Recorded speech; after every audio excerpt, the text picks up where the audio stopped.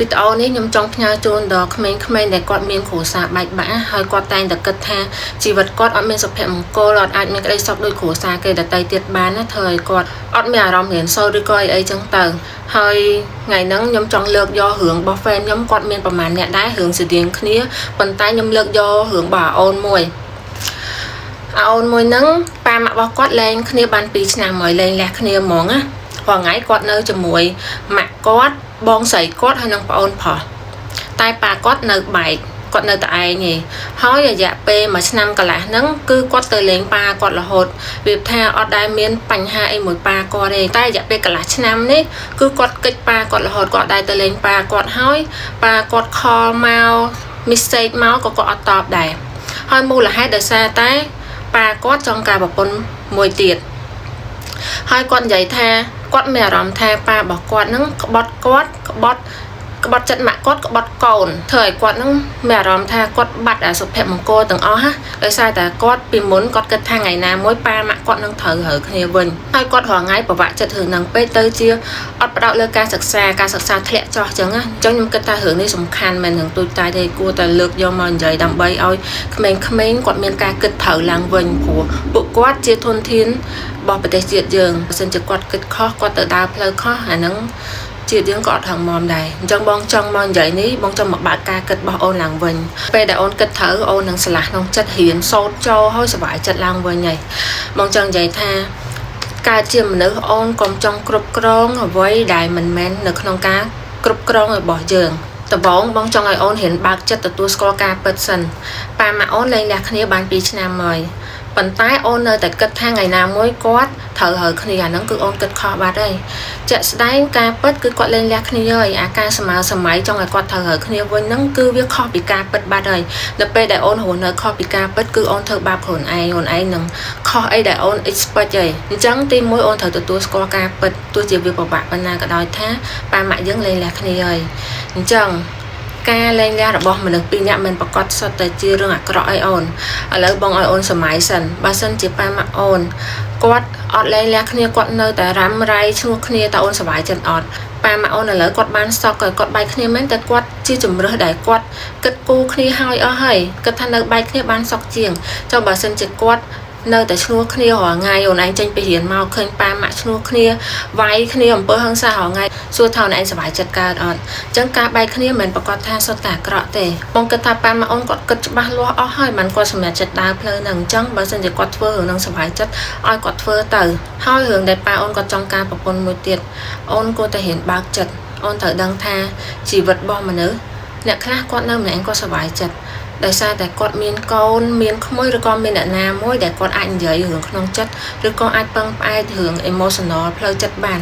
ប៉ាអូនក៏ដូចគ្នាដែរដោយសារតែគាត់លែងមានទំនាក់ទំនងអីមួយម៉ាក់អូនហើយពាក្យតែលែងគ្នាមួយម៉ាត់ណាអូនបានន័យថាគាត់លែងមាន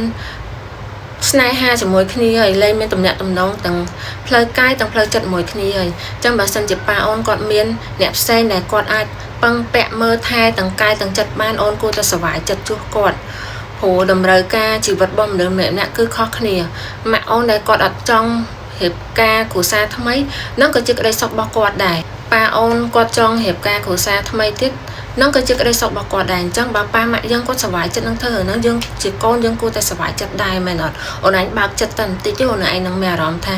ស្រាចិត្តមែនតើស្រាខ្លួនមែនតើហើយរឿងបញ្ហាផ្លូវចិត្តហ្នឹងពេលខ្លះអូនជាស្រីម៉ាក់អូនជាស្រីអាចនិយាយប្រាប់គ្នាបានណាធ្វើឲ្យម៉ាក់អូនគាត់រៀងធូរក្នុងចិត្តច្រើនតែប៉ាបើអូនគាត់ជាប្រុសមនុស្សប្រុសពេលខ្លះគាត់មានបញ្ហាច្រើនគាត់អត់ដឹងថាគួរនិយាយប្រាប់ណាឯងបើមិនជាគាត់រកឃើញមនុស្សម្នាក់ដែលអាចយល់ចិត្តគាត់មើលថែគាត់ដល់ចាស់បានអូនគួរតែសុបាយចិត្តរីករាយនឹងរឿងហ្នឹងមួយគាត់ដែរបងចង់ឲ្យអូនបើកចិត្តប៉ុណ្ណឹងណាដឹងថាវាពិបាកសម្រាប់អូនតិចប៉ុន្តែបើអូនយកពាក្យបងទៅគិតតិចបងគិតថាអូននឹងយល់ហើយមួយទៀតអូនថាអាសាឃើញពួកម៉ាក់អូនដើរលេងជុំគ្នាមួយគ្រួសារសុបាយចិត្តចេះមួយចុះពីរបងចង់ប្រាប់ថាចេះក្នុងគ្រួសារណាគេក៏មានបញ្ហាដែរគ្រាន់តែគេផុសគេឲ្យយើងឃើញតែរឿងល្អទេអញ្ចឹងអូនកុំគិតថាខ្លួនឯងនឹងកំសត់អីអូនត្រូវតែមើលចុះក្រោមផងអូនត្រូវមើលចុះក្រោមថាអូនឯងសំណាងមានប៉ាមានម៉ាក់នៅគុតគង់អូនបានរៀនសូត្រដល់អាយុប៉ុណ្នេះអ្នកខ្លះ កើតមកម៉ែអើយយកទៅបោះចោលធំសម្រាប់ក៏មានដែរអូនឃើញហើយក្នុង Facebook ក៏មានអ្នកខ្លះគាត់ចិត្តល្អរើសយកមកចំអីចឹងមកប្រៀបធៀបទៅអូនមានសំណាងជាងពួកគាត់ច្រើនណាស់ទាំងផ្លូវកាយទាំងផ្លូវចិត្តអូនឯងគួរតែគិតចំណុចហ្នឹងដែរហើយតួនាទីរបស់អូនជាកូនណាអូនឯងកុំព្យាយាមគ្រប់គ្រងរឿងដែលខ្លួនឯងមិនអាចគ្រប់គ្រងបានរឿងដែលអូនពងតែពិបាកចិត្តហ្នឹងគឺជារឿងដែលស្ថិតនៅក្រៅការគ្រប់គ្រងអូនឯងអូនឯងខំប្រឹងកាន់តែគ្រប់គ្រងវាអូនឯងដើរប្រជ្រះពីច្បាប់ធម្មជាតិហ្នឹងអញ្ចឹងអូនឯងដូចធ្វើបាបខ្លួនឯងអញ្ចឹងតែរឿងដែលអូនឯងអាចគ្រប់គ្រងបានគឺអនាគតរបស់អូនឯងនេះការរៀនសូត្ររបស់អូនឯងថែខ្លួនថែចិត្តខំប្រឹងរៀននេះអាហ្នឹងបានស្ថិតនៅក្នុងការគ្រប់គ្រងអូនឯងប្រឹងបើកចិត្តតិចទៅអូនដឹងថាជីវិតអូនឯងគឺភីងជាងមុនហ្មងបងធ្លាប់ក្មេងដូចអូនឯងបងក៏យល់ដែរការបងនៅក្មេងបងហួងហែងម៉ាក់ប៉ាបងខ្លាំងបងយល់ចំណុចហ្នឹងទៅម៉ាក់ប៉ាបងគាត់អត់មានការលះគ្នាអីទេប៉ុន្តែបងដឹងថាប៉ាម៉ាក់ពេលឈ្លោះគ្នាម្ដងយើងជាកូនពិបាកចិត្តបងកាអាយុប៉ុណ្ណឹងអូនឯងពេលផឹករៀននៅពេញដឹងតែម៉ាក់ប៉ាមានបញ្ហាអញ្ចឹងល្ងាចម៉ោង 5ទៅជ្រោយចង្វាយទៅជិះតាក់ស៊ីទៅជិះម៉ូតូដប់តដល់ស្រុកនៅរៀងជ្រៅដែរដើម្បីអត់ចង់ឲ្យប៉ាម៉ាក់ឈ្លោះគ្នាបើឈ្លោះគ្នាក៏បងអ្នកនៅចេញមកដោះស្រាយរបៀបថាចង់គ្រប់គ្រងរឿងដែលខ្លួនឯងនឹងគ្រប់គ្រងអត់បានខ្លាំងពេកវាខាតពេលវេលាហើយវាប៉ះពាល់អនាគតប៉ះពាល់ការរៀនសូត្រច្រើនណាស់អញ្ចឹងបានបងធ្វើវីដេអូនឹងដាស់តឿនចង់ឲ្យពួកឯងគិតត្រូវតែយើងគិតត្រូវយើងនឹងធ្វើសកម្មភាពត្រូវតាមនឹងដែរហើយក្តីសុខយើងក៏វាមកតាមនឹងដែរអញ្ចឹងកុំផ្ដាច់ទំនាក់ទំនងជាមួយប៉ាឯអូនបងនិយាយនេះព្រោះអត់ចង់ឲ្យឯងស្ដាយខលថ្ងៃក្រោយបន្ទោសខ្លួនឯងព្រោះជីវិតមនុស្សយើងថ្ងៃស្អែកមានរឿងអីកើតឡើងខ្លះយើងអត់ដឹងទេហើយបើតាមបងស្ដាប់ប៉ាអូនក៏ជាឪពុកម្នាក់ដែលមានក្តីស្រឡាញ់ហើយមានទំនួលខុសត្រូវលើគ្រួសារដែរហើយ